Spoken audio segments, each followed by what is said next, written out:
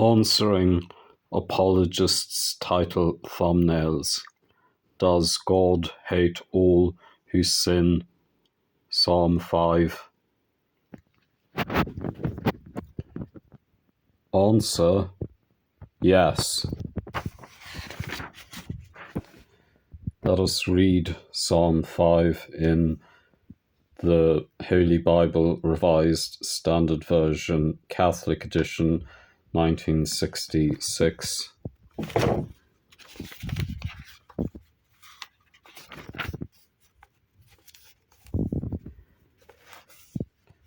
First we'll read the superscription. To the choir master for the flutes, a psalm of David. Psalm 5. Give ear to my words, O Lord, give heed to my groaning, hearken to the sound of my cry, my King and my God. For to thee do I pray, O Lord, in the morning thou dost hear my voice. In the morning I prepare a sacrifice for thee and watch, for thou art not a God who delights in wickedness. Evil may not sojourn with thee, the boastful may not stand before thy eyes. Thou hatest all evildoers, thou destroyest those who speak lies. The Lord abhors bloodthirsty and deceitful men. But I, through the abundance of thy steadfast love, will enter thy house. I will worship toward thy holy temple in the fear of thee. Lead me, O Lord, in thy righteousness, because of my enemies. Make thy way straight before me, for there is no truth in their mouth, for their heart is destruction. Their throat is an open sepulchre. They flatter with their tongue. Make them bear their guilt, O God. Let them fall by their own counsels, because of their many transgressions. Cast them out, for they have rebelled against thee. But let all who take refuge in thee rejoice. Let them ever sing for joy, and do thou defend them, that those who love thy name may exult in thee. For thou dost bless the righteous, O Lord. Thou dost cover him with favour as with a shield. And so here we can plainly see that God hates all evildoers. Words mean what they mean. However, inspiring philosophy will try to gaslight you and try to theo-explain why words don't mean what they mean. Do not allow him to do this. The substance of his argument in this short seems to be that because a PhD theologian, in this instance N.T. Wright, says that the word hate does not mean hate, literally in this passage, that then we must disbelieve the evidence of our senses. The Bible says what it says and means what it means. And in this instance it says, thou, referring to God, hatest all evildoers. But let's go a little further. I read the entire psalm because inspiring philosophy loves context, and the book of Psalms is a song book.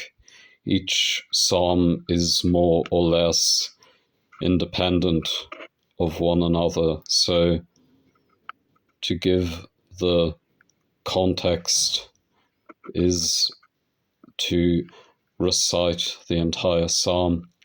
But so I've given the context because inspiring philosophy loves context and loves using context as a shield. However, let's also cite some PhD scholarship, because this is what Inspiring Philosophy does. PhD theologian said a thing, therefore I am correct. So the PhD scholarship that we will cite is the Biblia Hebraica Stuttgartensia, the Hebrew Bible Stuttgart edition put out by the German Bible Society.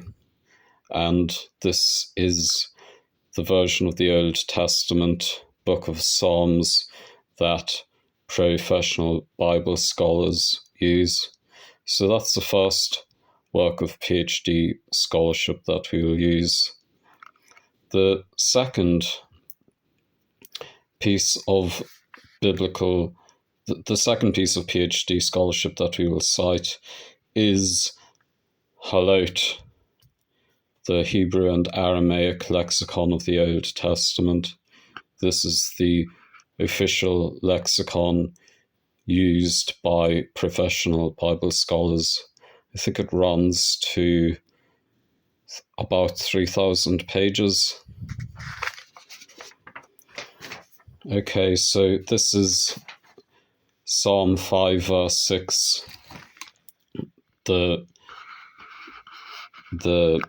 verse at issue, and it reads, Lo yith yats tzavu hol lalim lenegeth ne cha sa ne tha kal pongale awen. And this here, Sonetha, in Hebrew means thou hast hated. Words mean what they mean. The Bible says what it says and means what it means. Soneh in Hebrew means to hate.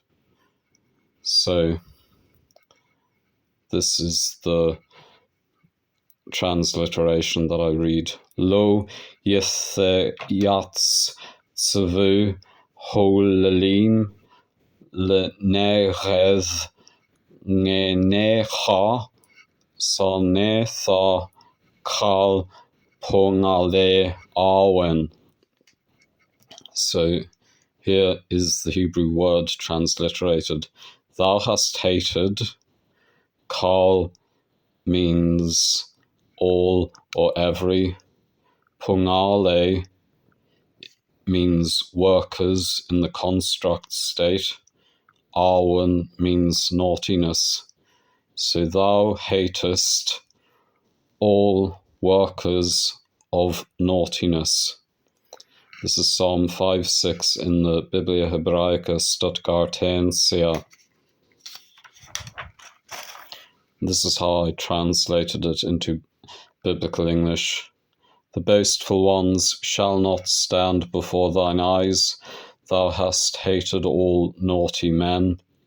Psalm 5:6, my translation into biblical English. The boastful ones shall not stand before thine eyes. Thou hast hated all workers of naughtiness. Psalm 5:6, my translation into biblical English. Just a little note here. A professional biblical lexicon will not only define words generally, but also every instance of said word. The Hebrew and Aramaic Lexicon of the Old Testament, the lexicon that professional Bible scholars use, the verb soneh, or transliterated soneh, is specifically defined as hate the person. So halot does not just define the word generally, it goes through the Bible and defines every single instance of the word. And so in Psalm 5:6, it defines this specifically as hate the person.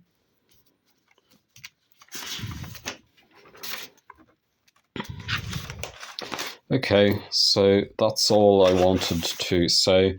So, whom are we to believe? Are we to believe the scholars who put together Halot, or are we to believe a charismatic Anglican bishop who happens to have a PhD that Michael Jones is citing? I personally go with the Bible scholars who put Halot together. Words mean what they mean. The Bible says what it says. The Bible means what it means.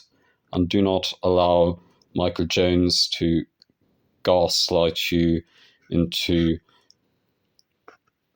the opposite of this. Don't let Michael Jones try to gaslight you into thinking that the Bible does not mean what it says. As the late Dennis McKinsey put it, Michael Jones specializes in the "that's what the Bible says, but that's not what the Bible means" defense. And as Mr. Deity recently said, apologists like Jones are excusagists. Apologists like Jones will give an excuse as to why the Bible does not mean what it says. So don't fall for it.